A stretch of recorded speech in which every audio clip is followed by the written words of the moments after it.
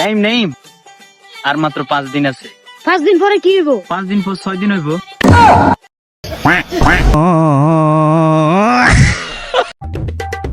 ওই বন্ধু, তোর মোবাইলটা দে তো, একটু গার্লফ্রেন্ডের লগে কথা কই। ধর বন্ধু ল। বন্ধু আমার মোবাইল দিছে, বন্ধু টাকা ঢুকাইয়া নিজে না কথা কইয়া বন্ধু আমারে দিছে গার্লফ্রেন্ডের লগে কথা কইতে। এটা আমার বন্ধু না, এটা আমার বড় শাশি।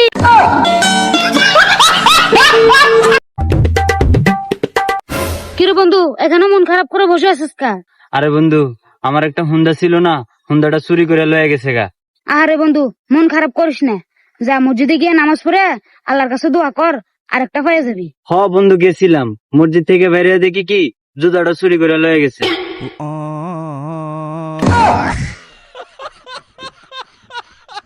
এই নাইম, তুই বড় হইয়া কি হবি রে? ভাই আমি বড় হইয়া ডাক্তার হমু, ডাক্তার।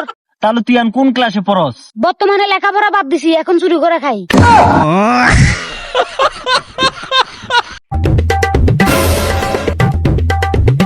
কিরে তুই যে এই জায়গায় বয়ে বয়ে মোবাইল টিপতেছ, কাকা যদি মরে গেছে তুই খবর লইছ?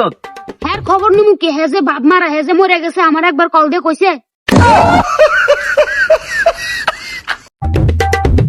বাবা প্রতিদিন আমার 20 টাকা দাও, 20 টাকা তো আমার ফুসে না, আজকে থেকে আমার 50 টাকা দেওয়া লাগবে। বাবারে, তোকে মতো থাকতে আমরা 1 টাকা লো স্কুলে গেছি। দূর শালা, বাবার কাছে যখনই টাকা চাই তখনই আগের যুগের হিসাব করে বয়ে থাকে। আগের যুগের মানুষ আসছিল ল্যাংটা, এখন কি আমরা ল্যাংটা থাকুম?